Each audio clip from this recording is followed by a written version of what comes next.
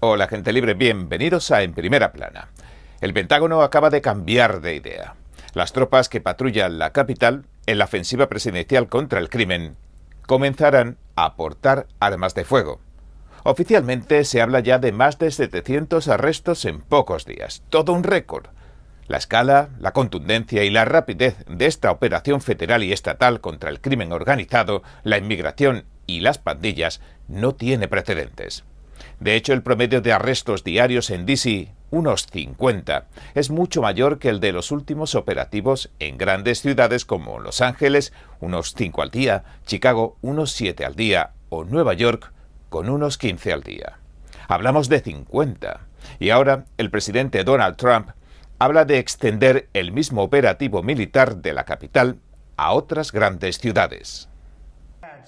Mujeres afroamericanas, mujeres preciosas, están diciendo, por favor, presidente Trump, venga a Chicago, por favor. Yo obtuve un gran apoyo del voto negro, como saben, y quieren que pase algo.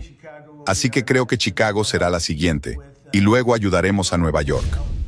Y mientras agentes federales, policías locales y Guardia Nacional se acercan a los 1000 arrestos en la capital estadounidense, el cerco parece estrecharse en torno al líder venezolano Nicolás Maduro.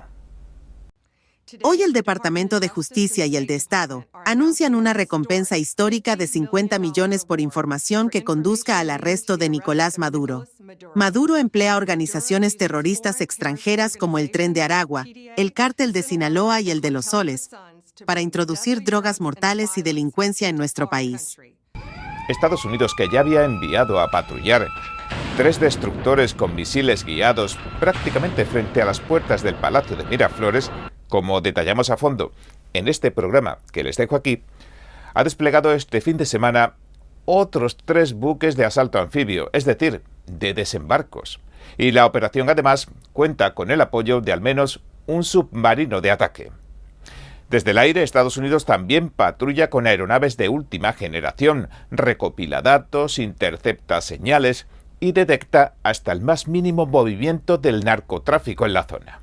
Maduro, que no ha dejado de perder apoyos en la región tras su cuestionada victoria electoral, asegura que Estados Unidos planea derrocarle y le ha pedido a sus seguidores que acudan a cuarteles y plazas para alistarse.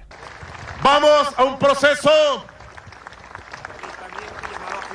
de alistamiento y llamado a filas. Llamo a filas a todos los milicianos, milicianas, reservistas y a todo el pueblo que quiera alistarse y ponerse en filas. Los republicanos de la Asamblea de Texas han consumado la redistribución de distritos después de que los demócratas regresaran al estado, es decir, que perderán entre 4 y 5 escaños. Y además esto.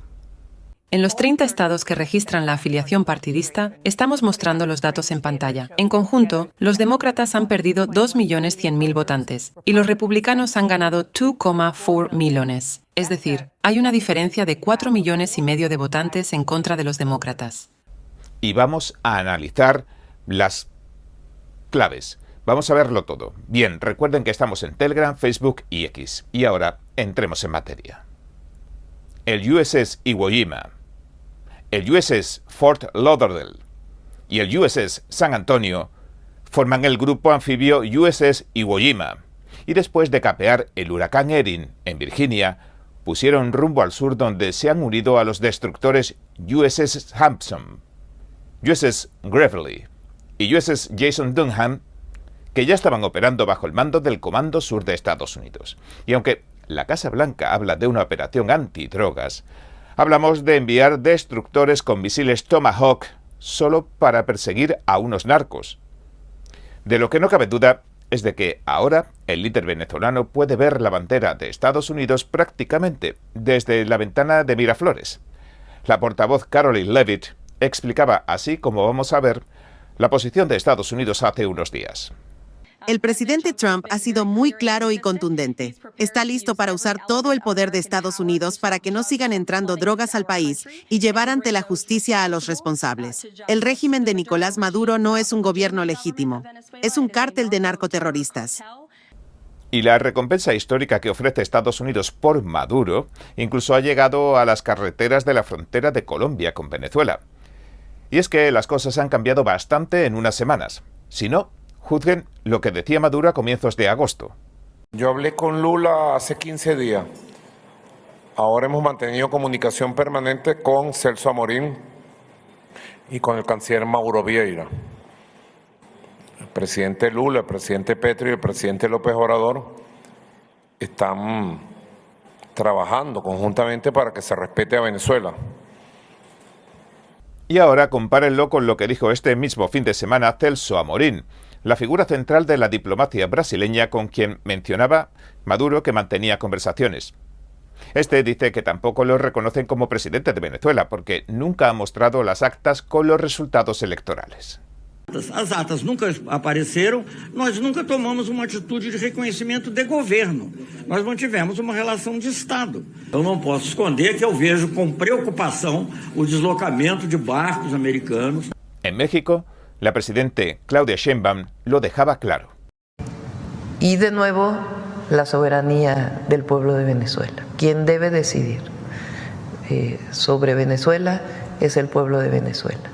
No solo como una opinión personal, sino como presidenta, esa es la política exterior de nuestro país. Pero la senadora Lili Tellez tenía otra opinión bien distinta. Es absolutamente bienvenida la ayuda de los Estados Unidos para combatir a los cárteles en México, y ese es el sentir de la mayoría de los mexicanos. Y mientras el colombiano Gustavo Petro, también sigue distanciándose de Maduro, la líder de la oposición venezolana, María Corina Machado, decía esto. Algunas personas hablan sobre no querer un cambio de régimen. Quiero ser muy clara que esto no tiene nada que ver con un cambio de régimen. Nosotros ya, el pueblo venezolano ya mandó el cambio de régimen en una elección presidencial que tuvo lugar el año pasado, el 28 de julio, y ganamos por mayoría aplastante. 30-70, bueno, incluso con las reglas absurdas, reglas injustas del régimen. En segundo lugar, esto no se trata de cambiar un régimen político. Se trata de desmantelar una estructura criminal que es la mayor amenaza para la seguridad nacional de los Estados Unidos, como lo ha declarado el propio secretario Rubio. Así que la política que el presidente Trump está implementando. Por su parte, Trinidad y Tobago ha ofrecido tanto su territorio como sus aguas para las operaciones de Estados Unidos contra Nicolás Maduro. Y ha aclarado que no va a consultar a la comunidad del Caribe para hacerlo. No lo necesita, según dice. Así que todo parece indicar que Maduro pierde algunos apoyos y podría sentirse cada vez más aislado mientras Estados Unidos estrecha el cerco por tierra, mar y aire. Por una parte, Donald Trump no oculta sus intenciones. Por otra, Maduro levanta la voz y llama a movilizar las calles. América Latina se mueve y parece preferir desmarcarse. Ahora todo indica que se avecinan semanas decisivas en las que no solo estará en juego el futuro de Venezuela, sino también el pulso entre poder, legitimidad y fuerza en uno de los tableros más tensos que se recuerdan del hemisferio occidental. Seguiremos informando. La gente de Washington, D.C. está contenta porque ya no los atracan. Chicago es un desastre. Tienen un alcalde incompetente, muy incompetente, y probablemente lo arreglaremos pronto. Será el siguiente después de esto, y ni siquiera será difícil. Estas eran las palabras de Donald Trump el fin de semana. También informaba de que después de cientos de arrestos, la delincuencia ha caído prácticamente a cero en la capital. Y la tasa de asesinatos, que era mucho más alta en cifras oficiales que la de algunos de los países menos seguros, también ha caído a cero. Y en tan solo 9 días de operativo federal. Y ahora Trump le ha enviado un mensaje alto y claro al resto de las grandes ciudades de Estados Unidos. Si no acaban con el crimen, mandará tropas. El presidente Donald Trump publicó el domingo esto.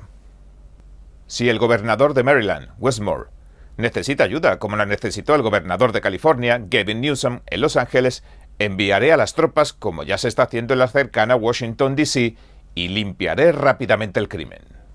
Moore había dicho que el presidente debería caminar por las calles de Maryland antes de emitir cualquier juicio, pero Trump no tardó en responderle. Dijo, asumo que se refiere a Baltimore, una ciudad fuera de control e infectada por el crimen.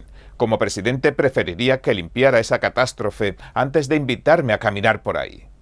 Trump ya desplegó la Guardia Nacional en Los Ángeles a principios de año, durante las protestas contra los operativos anti-inmigración ilegal. Lo último que ha hecho en su ofensiva para restablecer la ley y el orden en la capital es tomar control de la policía de D.C. con la ley Home Rule. Y ahora Baltimore compite con Chicago e incluso con Nueva York por ver cuál será la siguiente ciudad.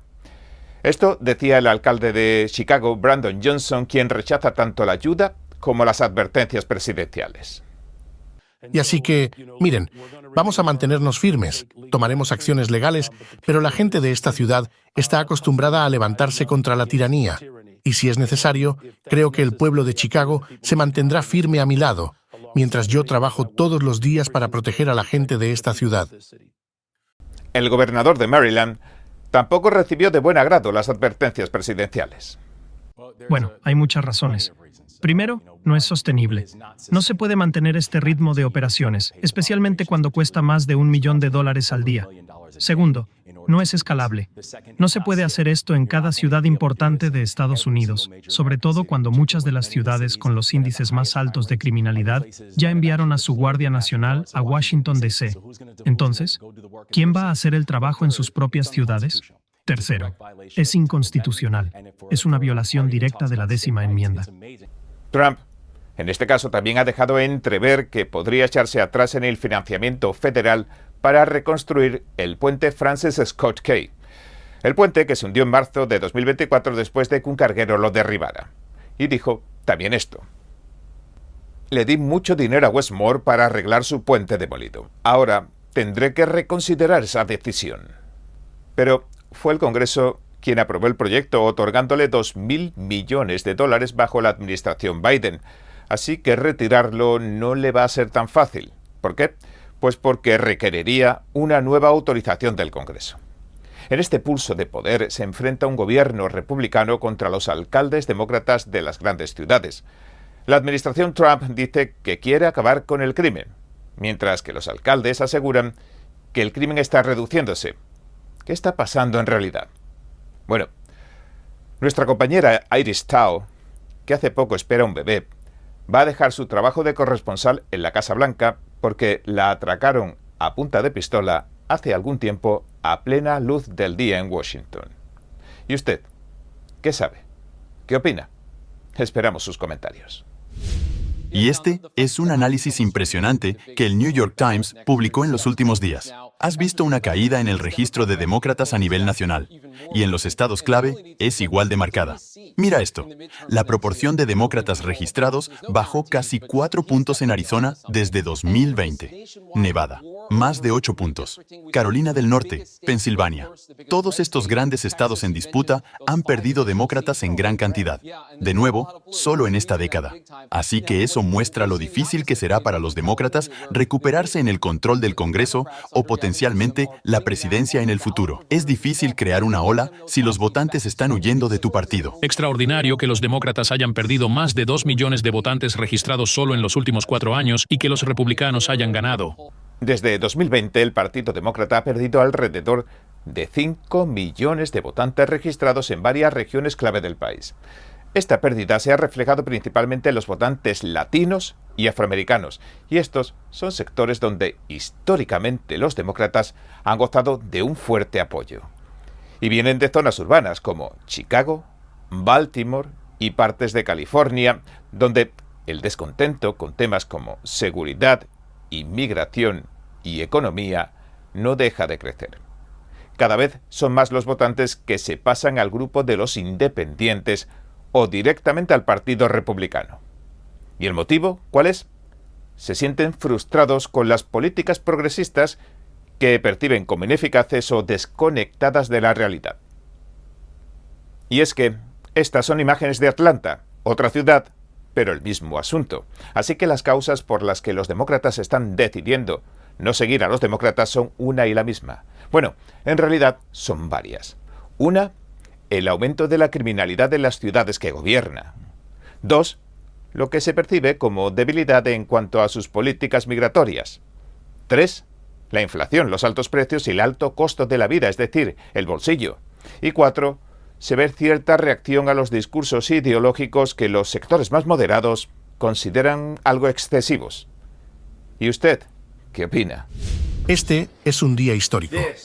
Con la declaración de culpabilidad de hoy, hemos decapitado al cartel de Sinaloa. Hemos sentenciado a sus dos fundadores y cabecillas, Joaquín El Chapo Guzmán y ahora a El Mayo. Estos acusados levantaron todo un imperio criminal en Sinaloa, México. Su cartel creció como un cáncer por todo el hemisferio. Inundaron Estados Unidos con drogas mortales, como la cocaína, la heroína, la metanfetamina y luego el fentanilo. Así anunciaba Joseph Nussila, el fiscal federal del Distrito Oeste de Nueva York, la entrada en prisión del segundo de los jefes de los narcos de Sinaloa, el Mayo Zambada. La fiscal general de Estados Unidos, Pam Bondi, añadía esto. Morirá en una prisión federal estadounidense, a donde pertenece. Su declaración de culpabilidad nos acerca un paso más a nuestro objetivo de eliminar a nivel mundial tanto los cárteles de la droga como las organizaciones criminales transnacionales que inundan nuestro país con drogas, traficantes de personas y asesinatos. Bajo el liderazgo del presidente Trump, el Departamento de Justicia está a la vanguardia de esta lucha. Para Bondi, esta condena es el último de los éxitos de la guerra que ha declarado los Estados Unidos tanto a los mortíferos cárteles como a las organizaciones criminales transnacionales del tipo Mara Salvatrucha o del tipo Tren de Aragua. El presidente Donald Trump, por su parte, ya ha decretado que son organizaciones terroristas y que deben ser aplastadas con todo el peso de la ley. Matthew Galliotti, el fiscal general adjunto en funciones de la División Criminal, agradeció a Bondi su liderazgo y su gran iniciativa. Como parte de esa iniciativa, hemos visto que México extraditó a más de 50 miembros de alto rango de los carteles para que los juzguen los tribunales estadounidenses, lo cual representa una de las mayores operaciones contra el crimen organizado de la historia de las fuerzas del orden de Estados Unidos. Terry Cole, el administrador de la agencia antidroga, aseguró que ha caído uno de los que hasta hace poco parecía intocable. Esto no es una declaración de culpabilidad cualquiera.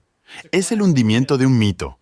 El mito de que los líderes de los carteles están fuera del alcance de la justicia estadounidense. Hoy hemos demostrado una vez más que nadie está fuera de nuestro alcance. He visto de primera mano a las familias que han perdido hijos, hijas, hermanos, hermanas, a causa del fentanilo que trafican el cártel de Sinaloa y el Mayo. Pero, con nuestras alianzas globales, logramos dar el golpe definitivo.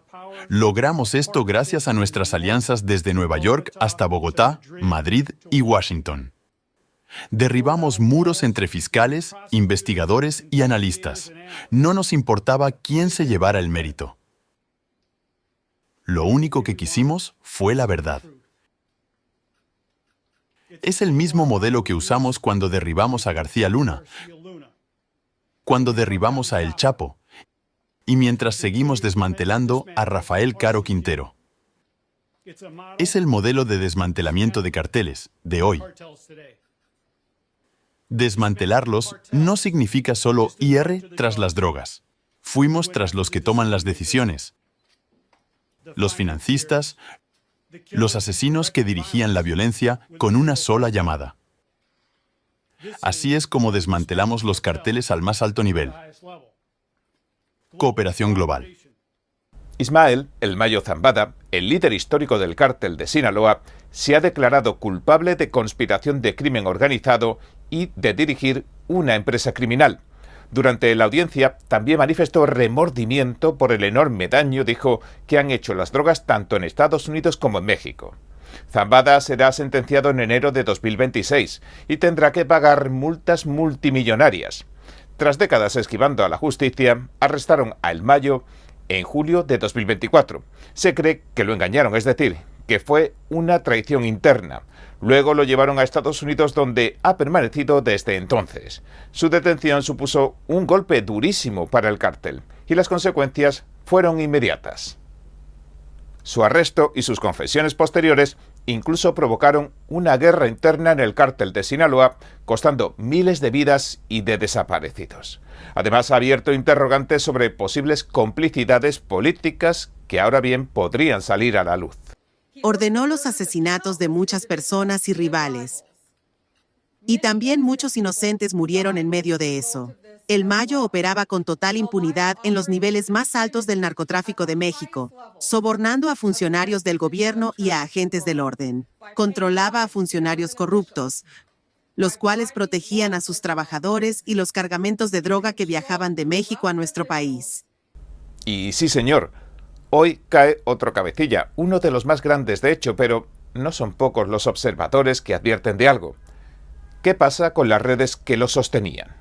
¿Y los cómplices con corbata? ¿Y las causas que empujan a miles a entrarle al narco porque no hay otra? Mientras solo se derriben las caras conocidas, los jefes, los capos, pero se deje intacto el sistema que los engendra, el crimen organizado sencillamente mutará, como la maleza que crece porque nadie la arranca de raíz. ¿Y usted qué opina? ¿Puede un presidente destituir a una miembro de alto rango de la Reserva Federal así como así? ¿Qué está pasando entre Donald Trump y la institución que regula el dólar, los créditos y las tasas de interés en Estados Unidos? Pues este 25 de agosto el presidente Trump desató una tormenta institucional. Anunció que expulsaba a la gobernadora Lisa Cook. La acusó públicamente de conducta engañosa y posiblemente delictiva. Trump ha acusado a Cook de haber hecho declaraciones falsas en documentos hipotecarios y declaró que no confiaba en su integridad. El despido se basa en una denuncia de William Pultz, el director de la Agencia Federal de Financiamiento para la Vivienda.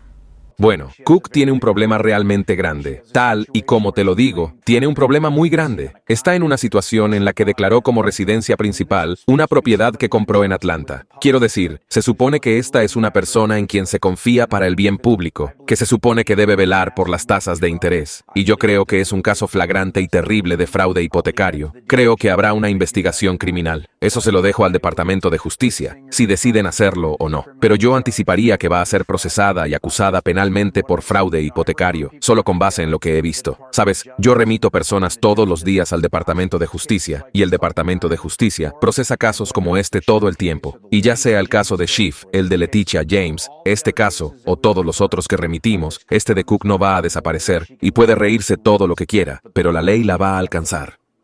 Los integrantes de la Junta de Gobernación de la Fed, el Banco Central de Estados Unidos, no pueden ser destituidos sin causa justificada. De hecho, es el propio presidente quien los nombra con el asesoramiento y consentimiento del Senado. Lisa Cook respondió tajante que Trump quería despedirla tratando de justificar una causa cuando en realidad no la tiene, y que ni siquiera tiene autoridad para hacerlo. Cook tomará todas las acciones necesarias para frenar lo que consideran un acto ilegal, según dijo su abogado, Abe Lowell. Como decimos, los miembros de la Junta de la Reserva Federal son nombrados por el presidente, con la aprobación del Senado. Por ley solo pueden ser destituidos por causa justificada, lo que implica un estándar legal alto y un proceso oficial. Así que el hecho de que Trump publique una carta podría no equivaler automáticamente a una destitución válida. A Lisa Cook la nominó Joe Biden en 2022. Fue la primera afroamericana en ocupar el cargo. Desde el inicio, los republicanos la criticaron por sus mensajes progresistas en las redes sociales. De hecho, ningún senador republicano votó a favor de su confirmación.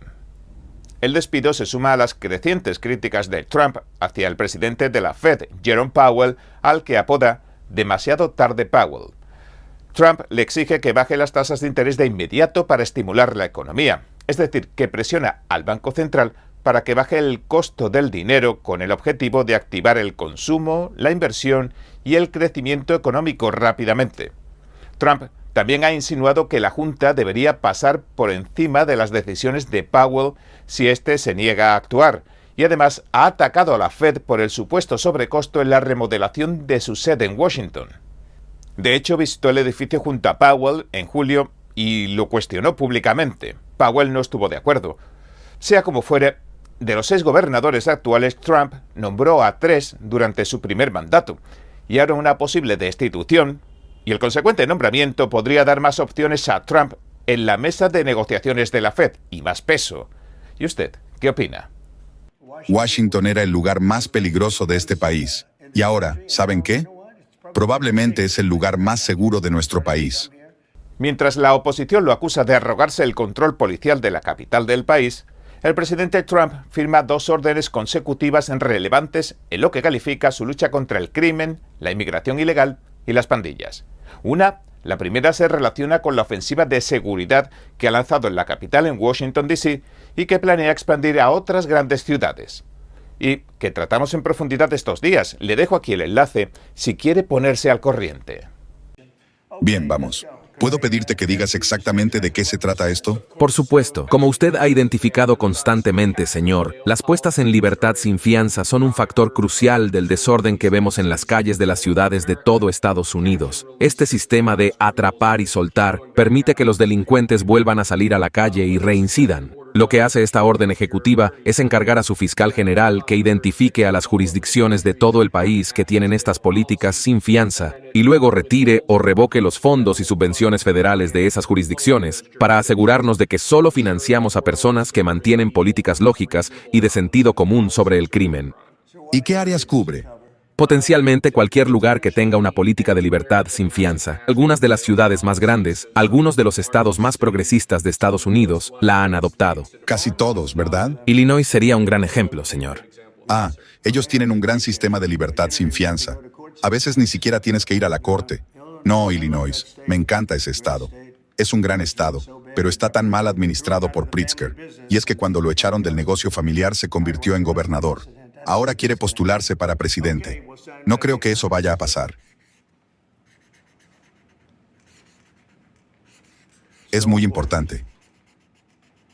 Y esto es algo de republicanos y demócratas. La mayoría de los demócratas están de acuerdo con nosotros, pero simplemente tenemos que recuperar nuestro país. Bien. Este es importante. También sobre el tema de la libertad sin fianza, señor. Esta es una orden ejecutiva específica para Washington, D.C. Además de las medidas que estamos tomando a nivel nacional, en D.C. en particular, el objetivo es mantener la mayor cantidad posible de acusados criminales bajo arresto federal e imputarles cargos federales. Eso significa que estarán detenidos antes del juicio en una cárcel federal, en lugar de que los liberen otra vez en las calles debido a una política de libertad sin fianza. Bien, y tenemos espacio. Y por cierto, la prisión que tienen en D.C. es horrible. Es horrible. La gente tuvo que vivir en esa trampa para perros por tanto tiempo, de manera tan injusta. Me sé historias, ya las escucharán. Esa prisión es horrible. Bien. Esta es una orden ejecutiva que contiene una serie de medidas adicionales relacionadas con el crimen y la aplicación de la ley en Washington, D.C.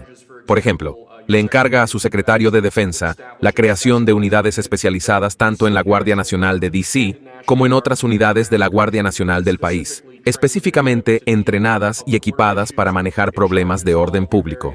Le encarga a todas sus agencias federales de aplicación de la ley contratar más personal para poder enviar refuerzos a Washington, D.C. y enfrentar la emergencia actual.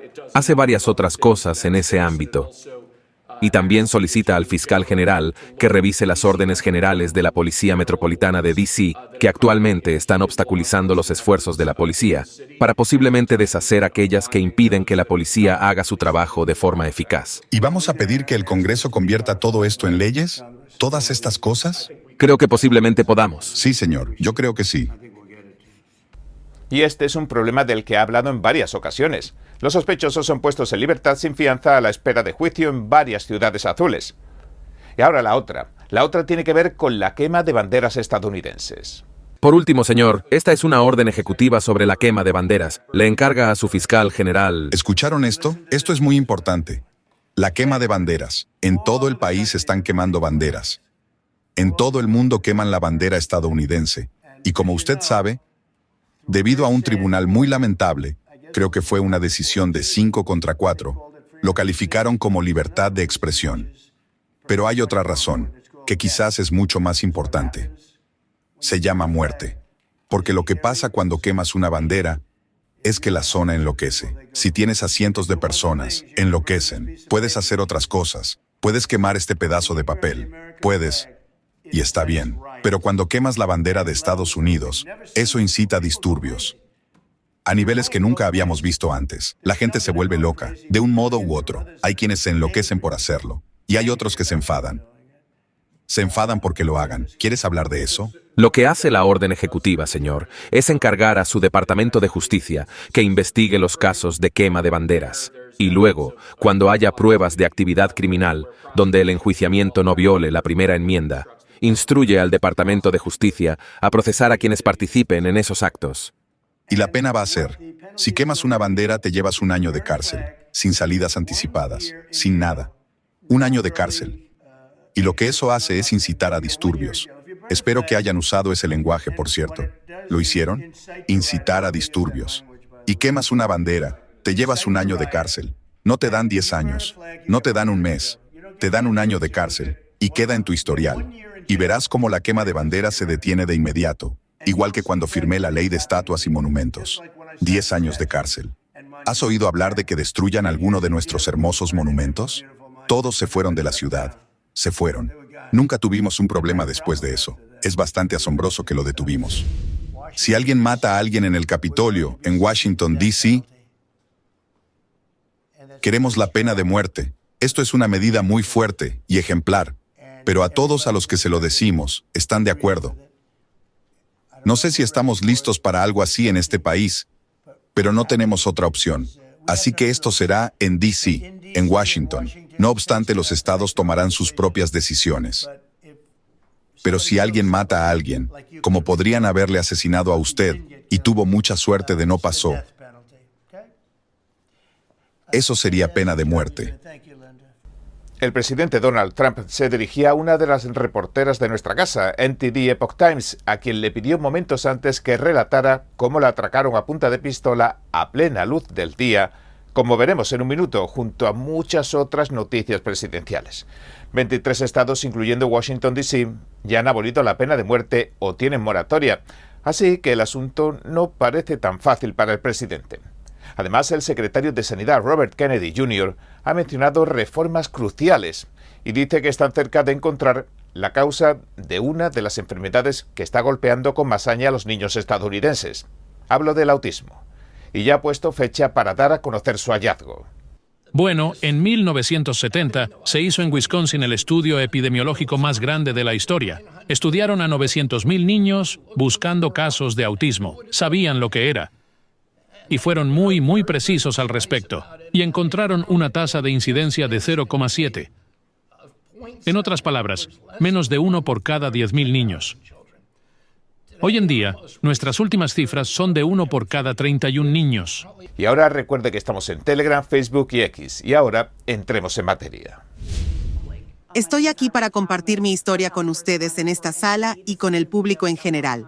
Mi nombre es Iris Tao. Soy corresponsal de la Casa Blanca para NTD, el hermano del Epoch Times. Hace más de 2 años, era una mañana de sábado, a plena luz del día.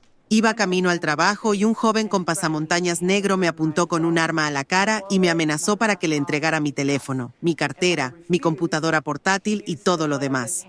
Y cuando me negué, usó la culata de su pistola para golpearme en la cara, en la mejilla, lo que algunos llaman un culatazo, antes de huir. Eso nos ha traumatizado profundamente tanto a mí como a mi familia. Para él, apretar el gatillo no tiene importancia. Y estoy seguro de que ya lo ha hecho antes. Entonces, ¿cómo? ¿Y tú te negaste a darle nada? Tal vez alguien diría que no fue la mejor decisión, ¿verdad? Pero te negaste, y lo entiendo. Y entonces te golpeó muy fuerte. Sí. Me siento muy bendecida y por eso valoro esta oportunidad de poder estar aquí contando mi historia hoy. En primer lugar, le agradezco mucho a Dios que me permitiera seguir viva hasta hoy, pero también a usted, señor presidente. Gracias por ahora hacer que D.C. sea más seguro para nosotros, para nuestras familias, para mis padres. En nombre de ellos y de mi bebé que viene en camino, muchas gracias. Este es el relato de una de nuestras corresponsales en la Casa Blanca. Lamentablemente ha decidido dejar su puesto temporalmente ahora que está embarazada.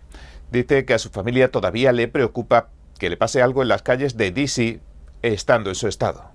¿Podría contarle al pueblo estadounidense más sobre su plan para hacer que D.C. sea segura a largo plazo? Buena pregunta. Número 1. Queremos quedarnos más de 30 días. Como sabes, tenemos un mandato absoluto y puedo extenderlo. pero preferiría no tener que declarar una emergencia nacional, porque para ese momento, quiero decir, ahora mismo no hay una emergencia. Hemos hecho, como tú misma dijiste, se siente como un mundo diferente. Hemos arrestado, enjuiciado y expulsado.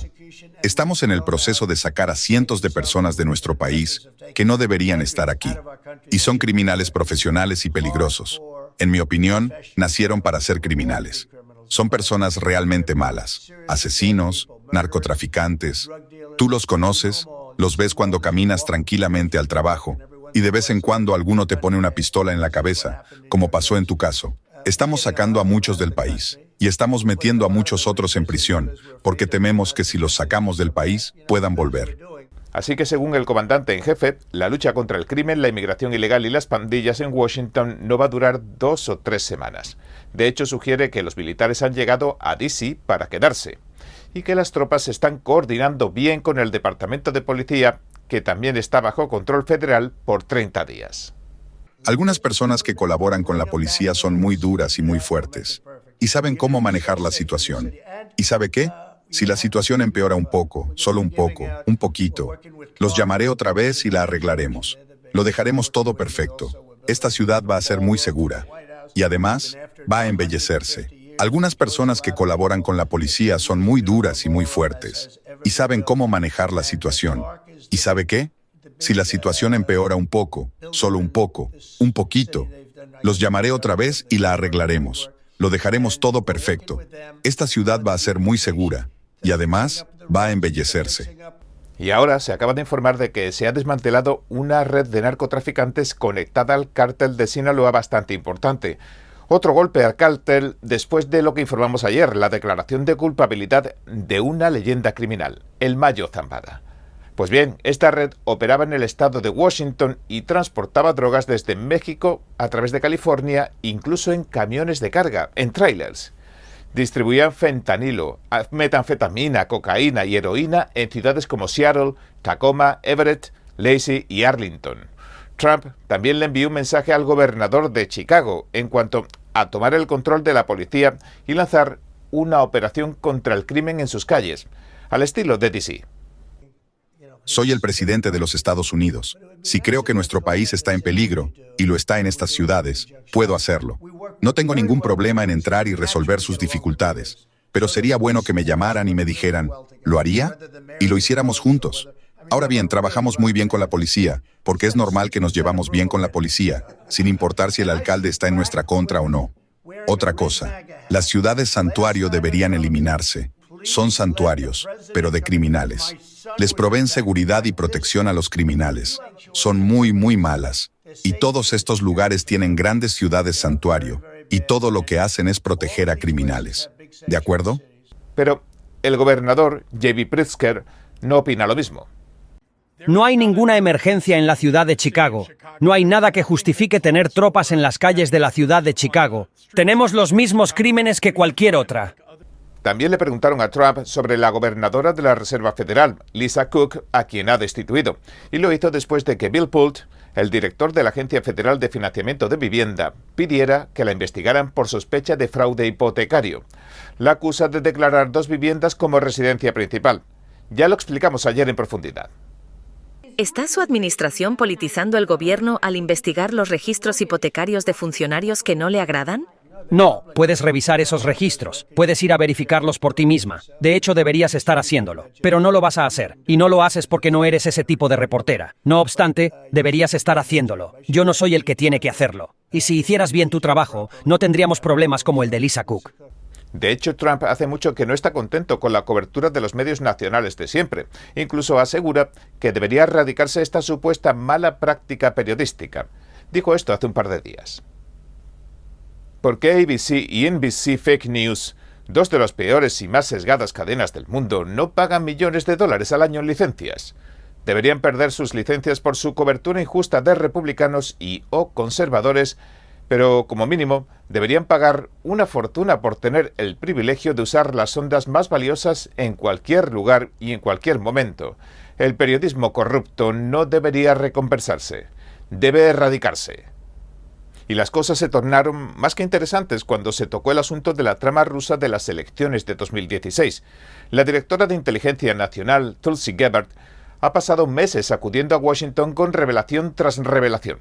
Y hablando de transparencia, Gabbard sugiere que la corrupción en la comunidad de inteligencia era peor de lo que nadie hubiera pensado. Señor presidente, usted me ha encomendado la misión de encontrar la verdad y contarle la verdad al pueblo estadounidense, y hemos expuesto algunos de los peores ejemplos de la instrumentalización de la inteligencia en las últimas semanas. Seguiré adelante con esa misión y por ese camino, a donde sea que nos lleve. La transparencia y decir la verdad es lo que impulsará una verdadera rendición de cuentas para el pueblo estadounidense, que no merece menos. La directora también informó de que ya se han eliminado casi la mitad de las funciones redundantes e innecesarias dentro de su oficina. Esta reducción ahorraría, según dice, a los contribuyentes más de $700 millones al año. Entonces, Trump soltó esta bomba. Y también ha encontrado muchas bolsas con información. Creo que las llaman bolsas para quemar, que se supone que debían haber sido quemadas, pero no lo fueron. Y se relacionan con lo corrupta que fueron las elecciones de 2020. ¿Cuándo saldrá todo eso a la luz? Señor presidente, será el primero en ser informado una vez que hayamos recopilado esa información. Pero tiene razón, estamos encontrando documentos literalmente escondidos en la parte trasera de cajas fuertes, en oficinas aleatorias, en esas bolsas y en otros lugares, lo que demuestra otra vez la intención de aquellos que están tratando de ocultarle la verdad al pueblo estadounidense y de encubrir la politización que encabezaron personas como John Brennan y James Clapper, entre otros. Luego le llegó el turno de palabra al vicepresidente J.D. Vance.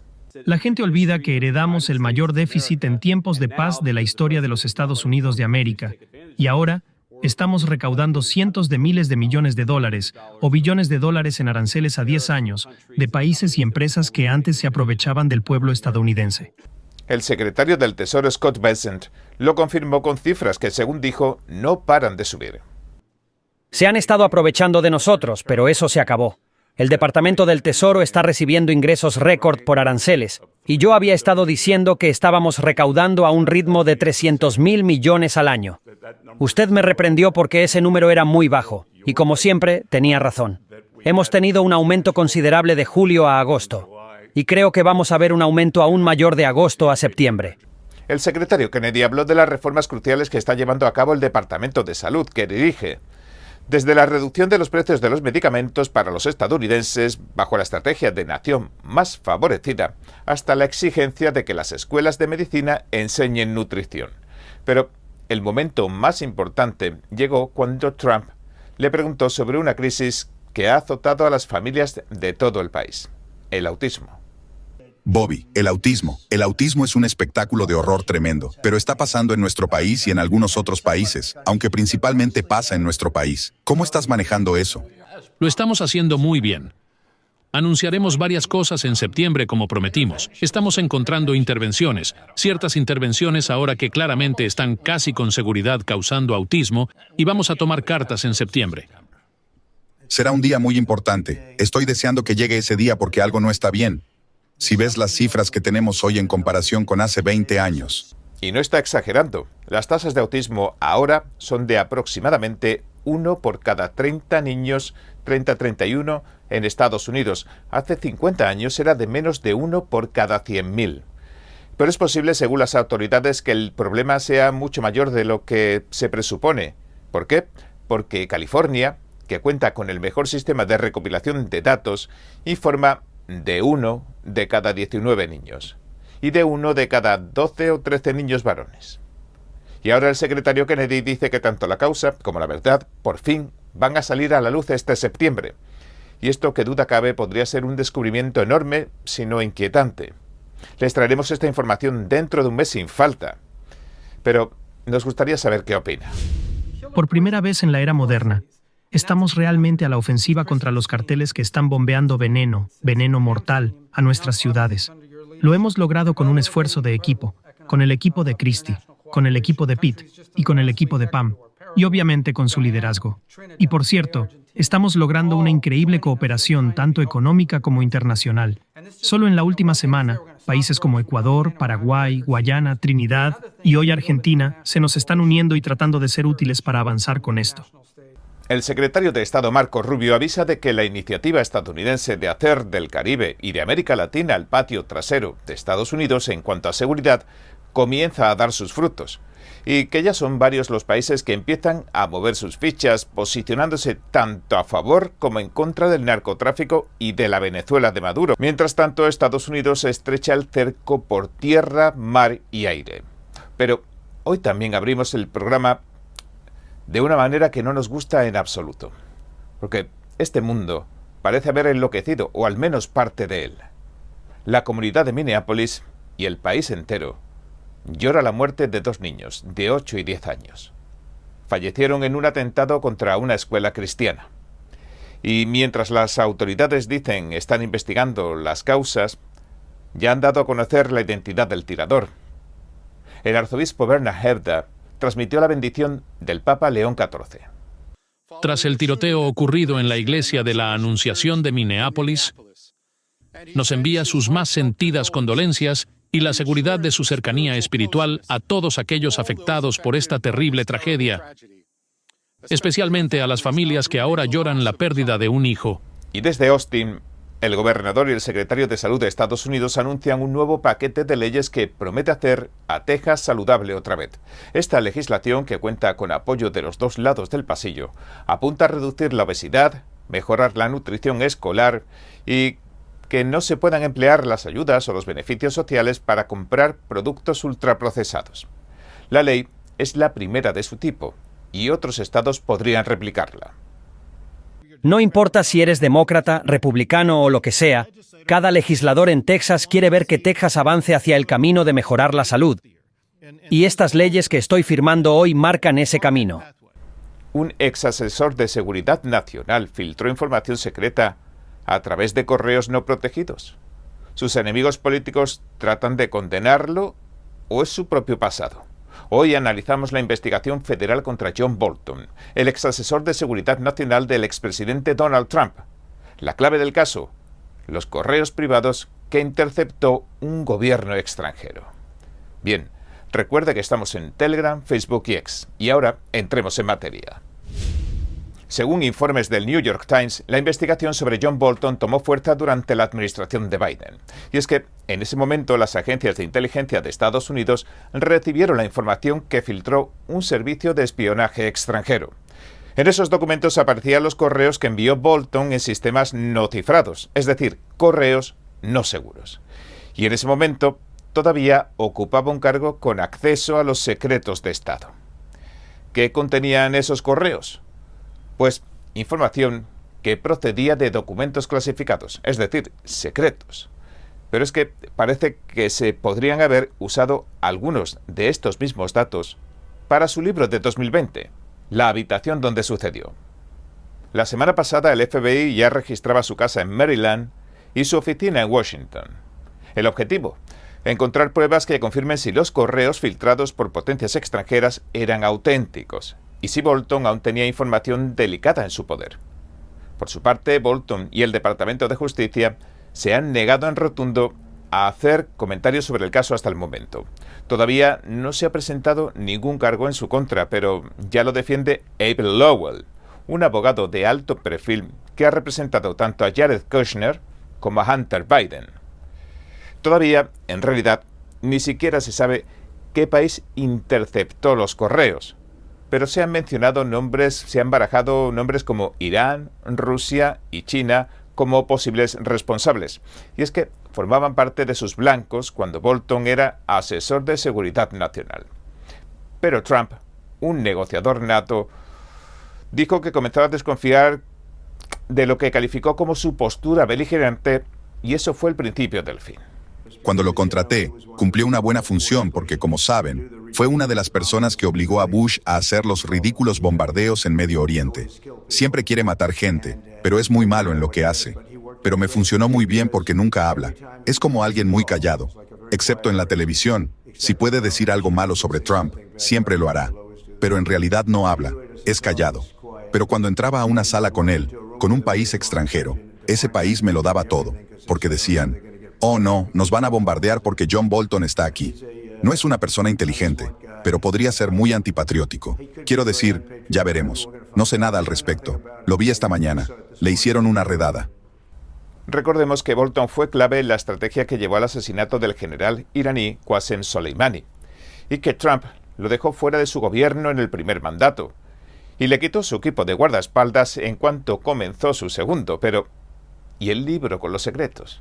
Pues antes de su publicación en 2020, el gobierno de Trump acudió a los tribunales para tratar de impedir su lanzamiento, y un juez incluso señaló que Bolton, cito, posiblemente reveló información clasificada, cierro cita, aunque no se le imputaran cargos en aquel entonces. Este caso no es el primero de esta naturaleza, sino que se suma a una larga lista de investigaciones por gestión indebida de información clasificada. Recordemos unas pocas. En 2016 se acusó a Hillary Clinton de lo mismo. En 2020, el FBI allanó la casa de Donald Trump en Mar-a-Lago y lo acusaron de presuntamente retener documentación confidencial. En 2023, encontraron documentos clasificados tanto en la casa como en las oficinas de un antiguo puesto de Joe Biden. ¿Espera que el Departamento de Justicia le informe sobre esto? Sí, lo harán. Me informarán al respecto, probablemente hoy en algún momento. ¿Y si nos perdemos algo? No quiero. Le digo a Pam y le digo al grupo. No quiero saberlo. Pero simplemente tienen que hacer lo que tengan que hacer. No quiero saber al respecto. No es necesario. Podría saberlo. Podría ser yo quien lo haya iniciado. De hecho, soy el principal funcionario de cumplimiento de la ley, pero creo que es mejor así. Este es un tema sobre el que él y yo hemos hablado muchas veces antes de hoy, y él ha estado muy entusiasmado con lo que Texas ha hecho para dar un paso adelante y literalmente liderar la nación en este movimiento que él ha catalizado para hacer que Estados Unidos sea saludable de nuevo. El gobernador Greg Abbott daba así el pistoletazo de salida a las primeras fases de la reforma alimentaria en Texas. Se convierte en el primer estado en adoptar las políticas del secretario de Salud Kennedy Jr., y ambos lados del pasillo han estado de acuerdo. Así que gracias, secretario Kennedy, por lo que ha hecho. Así que hacer a Texas saludable no es tan complicado. Es lo habitual. Comer bien, hacer ejercicio, hacer las cosas que previenen enfermedades crónicas como la obesidad y la diabetes, y que se deben en parte a los alimentos ultraprocesados, la mala nutrición y la falta de ejercicio. El proyecto de ley del Senado número 25 promueve una vida más saludable para todos los tejanos. Se enseñará sobre nutrición a los niños en las escuelas y a los mayores en las universidades, y por supuesto a los futuros médicos, cosa que no se estaba haciendo según las autoridades. También se requerirá un etiquetado claro en los productos alimenticios empaquetados, sobre todo los que contienen ingredientes que están prohibidos en muchos otros países. Además, la ley del Senado número 314 prohíbe que las escuelas que participan en los programas nacionales de almuerzo y de comidas sirvan alimentos con aditivos que se hayan relacionado con enfermedades, con la diabetes o con la obesidad. Y luego está el proyecto de ley del Senado 379, que prohíbe comprar bebidas azucaradas y dulces con los cupones de alimentos. Los dólares de los contribuyentes no deben usarse para financiar problemas de salud crónicos en nuestro estado.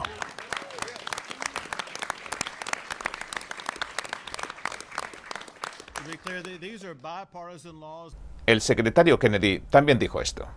Estoy muy feliz de estar aquí en Austin hoy para esta ocasión histórica. Esto pone a Texas una vez más a la vanguardia del liderazgo nacional. He estado en muchos estados haciendo este tipo de firmas. En Colorado, Arizona, Indiana, Iowa, Idaho, Virginia Occidental y muchos otros estados. Pero no hay estados, y con la posible excepción de Luisiana, que hayan hecho unas leyes más rotundas que estas. No hay estado que haya luchado más duro para llegar aquí. Quiero darles las gracias a todos los legisladores y a los senadores. Robin Wiseman, de 23 años, abrió fuego contra la multitud desde fuera de la iglesia de la Escuela de la Anunciación Católica.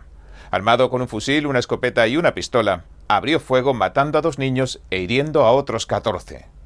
3 adultos también resultaron heridos. Era la misa de comienzo del año escolar en el tercer día de clases. Luego se quitó la vida allí mismo. Las autoridades advierten que podría sufrir algún tipo de trastorno a juzgar por sus publicaciones en redes sociales. De acuerdo a Associated Press, en 2020, cuando era menor, su madre solicitó legalmente que le cambiaran el nombre de Robert a Robin, porque, según dijo, se identificaba como mujer. Las autoridades se refirieron a Westman como alguien transgénero. El alcalde de Minneapolis, Jacob Frey, declaraba esto poco después de la tragedia. Cualquiera que esté usando esto como una oportunidad para vilipendiar a nuestra comunidad trans o cualquier otra comunidad por ahí, ha perdido su sentido común como humano. Frey también ofreció sus condolencias a todos los afectados por la masacre, como también hizo el presidente Donald Trump, quien pidió al pueblo estadounidense que se uniera en oración. Y añade que monitoreará la situación, que ya la están monitoreando. Los informes revelaron que el tirador es sobrino del ex legislador estatal de Kentucky, Bob Hellinger. Este, sin embargo, asegura que apenas lo conocía y que incluso no lo veía desde hace años. Y mientras la policía de Minneapolis dice seguir buscando las causas, el FBI de Cash Patel anunció que ya investigaba el atentado como un posible acto de terrorismo nacional y un crimen de odio contra los cristianos. Hoy les traigo una investigación y un análisis en profundidad sobre las posibles causas de la masacre en la iglesia de la Escuela de la Anunciación de Minneapolis. Le aconsejo que lo vea hasta el final y si pueden, les prometo que no le dejará indiferente. Pero antes, demos un repaso a las últimas noticias en Estados Unidos. El juez que ven en pantalla, Waverly Crenshaw Jr., decidirá si Kilmer Abrego García debe permanecer detenido mientras lo procesan por tráfico de personas. Abrego, en situación irregular, que se declara inocente, trata de evitar que lo deporten a un tercer país. No obstante, el acusado le ha pedido al juez que imponga una orden de silencio, una orden mordaza a las autoridades. ¿Por qué? Atentos a las declaraciones del zar de la frontera, Tom Homan. ¿Puede responder a las acusaciones de que se está instrumentalizando el sistema de inmigración y que, de hecho, Abrego García pronto estará rumbo a Uganda? No duden de que lo vamos a deportar. No va a pasearse por las calles de esta nación y disfrutar del poco tiempo que le queda con su familia. Y para aquellos que dicen que no los vamos a poder separar a la familia, pues su familia puede irse con él, pero él se va. Lo vamos a deportar. Miren, es un delincuente extranjero. Es de la Mara Salvatrucha, que ya ha sido declarada organización terrorista. Golpea a las mujeres. Es un traficante de personas. Incluso le han acusado de tráfico de personas y de contrabando de inmigrantes. Es una mala persona. No va a quedarse aquí. Lo han trasladado 2 veces por orden de 2 jueces federales diferentes, pero va a abandonar este país dentro de poco y su familia, por supuesto, puede irse con él. ¿Recuerdan que hace un par de días hablamos de Lisa Cook, uno de los directivos de la Fed, la Reserva Federal? Pues Bill Pulte, el director de la Agencia Federal de Financiamiento de la Vivienda, ha presentado otra denuncia penal contra la demócrata. Hasta ahora la acusaba de declarar 2 de sus viviendas como residencia principal. Pues bien, le vuelve a imputar otro presunto fraude hipotecario en una tercera propiedad y de tergiversar información sobre sus propiedades ante el gobierno de los Estados Unidos, nada más y nada menos. Y esto mientras formaba parte de la directiva de la Fed. El presidente Donald Trump, que nombró a 3 de los 7 miembros de la actual directiva durante su primer mandato, ya la ha destituido oficialmente de su cargo, pero Cook se niega a abandonarlo, denunciando que el presidente no tiene motivos justificados aparte de las acusaciones, claro. Lo más notorio de este asunto es que, de consumarse judicialmente la destitución de Cook, Trump nombraría a alguien y ya tendría la mayoría en la directiva de la Fed. Es decir, la Reserva Federal pasaría a estar alineada con su visión, subir las tasas de interés para estimular la economía. Algo a lo que Jerome Powell, el jefe de la Fed, se ha estado negando hasta la fecha pese a los reclamos del presidente y las presiones. Scott Bessent, el secretario del Tesoro, resumía así la escena. Trump está ejerciendo la presión que debe sobre la Reserva Federal y hay personas, como el presidente Trump y yo, que creemos que, si un funcionario de la Fed comete un fraude hipotecario, debería investigársele y no debería seguir ejerciendo como uno de los principales reguladores financieros del país. Y lo que no hemos escuchado de la señora Cook es, yo no lo hice. No la hemos oído decir, yo no lo hice. Y ahora sí, pasemos a analizar el atentado en la iglesia de la Escuela Católica de la Anunciación, en Minneapolis. Un joven, Robert Westman, quien se identificaba como transgénero, atrancó la puerta del edificio donde cientos de niños de todos los grados acudían a la misa de inauguración del nuevo curso. Luego, disparó hacia el interior, matando a 2 niños de 8 y 10 años e hiriendo a otros 14 y también a 3 ancianos. 5 de los niños y 1 de los ancianos se hallan ahora en estado crítico. El tirador se quitó la vida después de un disparo. ¿Qué le pasó? ¿Está bien? Sí, creo que va a estar bien. Y luego mi amigo se puso como encima de mí para asegurarse de que no me pasara nada, pero lo alcanzaron. Así que eso fue muy valiente de su parte. ¿Tienes algo en el cuello? Sí, eso ni siquiera sé de dónde salió. Parece como escombros o algo así. ¿Pero eso te pasó durante todo esto? Sí. ¿Cómo te sientes? Te ves bastante tranquilo, pero debe ser difícil. Sí, estoy como confundido. Poco después, el director Kash Patel anunció que el FBI ya lo investiga como un acto de terrorismo nacional y un crimen de odio contra los católicos. El presidente Trump firmó una proclamación en honor de los afectados por la masacre e invitó a la nación a unirse en oración por las víctimas. Los estadounidenses somos una familia. Los que han perdido a sus hijos son sus compañeros estadounidenses. Y aquellos niños que perdieron la vida y su futuro son sus conciudadanos. Así que piensen en ellos. Recen por ellos. Recuerden que son tan nosotros como nuestros vecinos de aquí, de esta maravillosa comunidad en Wisconsin. Y lo que más necesitan es que sus compañeros estadounidenses se les acerquen y se preocupen por ellos. Y sé que cada uno de nosotros lo haremos. Pero las distintas visiones sobre lo que ha pasado están enturbiando el momento, las investigaciones y todo. Y es que estos actos de violencia tan a priori indiscriminada como inquietante, que parecen solo suceder en Estados Unidos, se repitan una y otra vez y parecen llevar como a una reflexión quizás más profunda. Por un lado, el alcalde demócrata de Minneapolis, Jacob Frey, decía esto en días sucesivos. Necesitamos una prohibición a nivel estatal y federal de las armas de asalto. No basta con las condolencias y las oraciones en este momento. Estos niños, literalmente, estaban rezando. Era su primera semana de clases. Estaban en una iglesia. Tenemos que operar en la realidad aquí. Soy el alcalde. Y la realidad es que tenemos demasiadas armas en las ciudades del país y necesitamos hacer algo.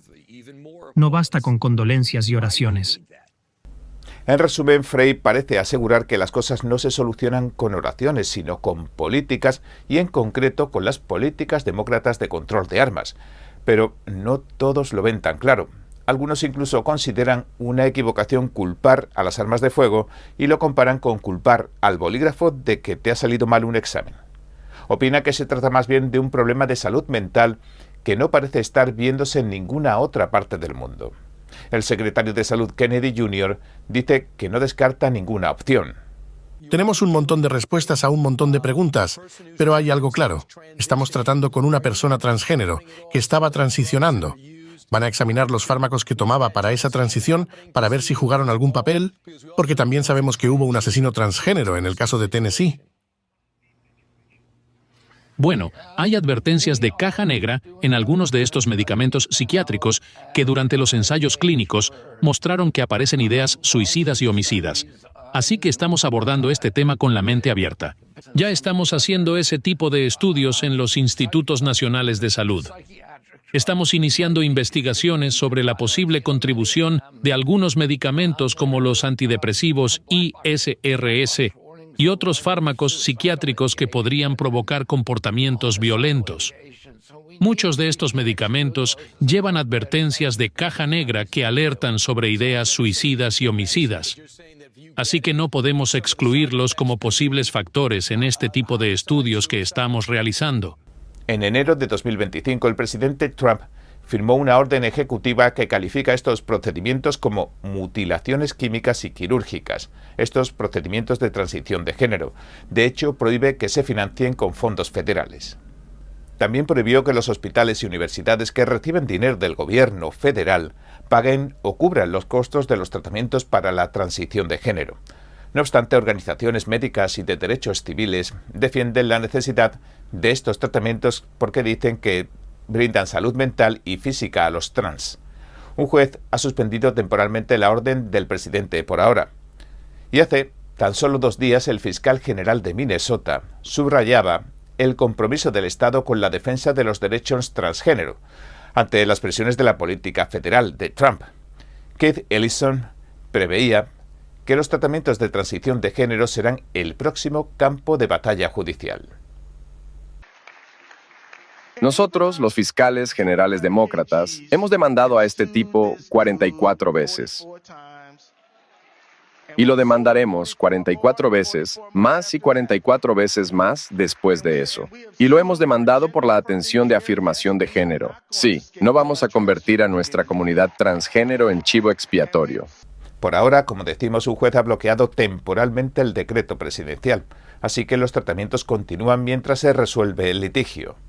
Bien, y ahora que ya conocemos lo que está pasando, viene la gran pregunta. ¿Sabía que un jurado encontró a la industria farmacéutica, a los medicamentos, a los antidepresivos, de los que habla el secretario Kennedy Jr., legalmente responsables del asesinato de una familia? Hablemos del caso de Donald Schell, un señor de 60 años. Le recetaron Paxil, es decir, paroxetina, un antidepresivo. En aquel entonces se recetaba más de 2 millones de estas pastillas a niños y adolescentes.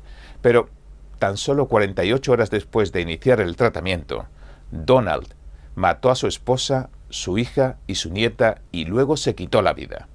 Y su caso marcó un precedente en la jurisprudencia, ya que se le atribuyó al medicamento un papel determinante en los actos violentos que cometió. La FDA y otras agencias reguladoras alrededor del mundo han emitido advertencias de caja negra, la más grave, sobre este riesgo desde mediados del 2000. Pero fue después de recibir presiones durante mucho tiempo. Ahora me gustaría que viera la imagen de portada que encontramos de una investigación de alguien que se hace llamar un doctor del Medio Oeste, en la que se puede ver a los perpetradores de atentados escolares y el medicamento que estaban tomando. Los que están marcados con una cruz ya no están entre nosotros. Los ISRS, como Prozac, Zoloft y Paxil, no solo son bloqueadores de la serotonina, sino que secuestran el sistema de recompensa del cerebro.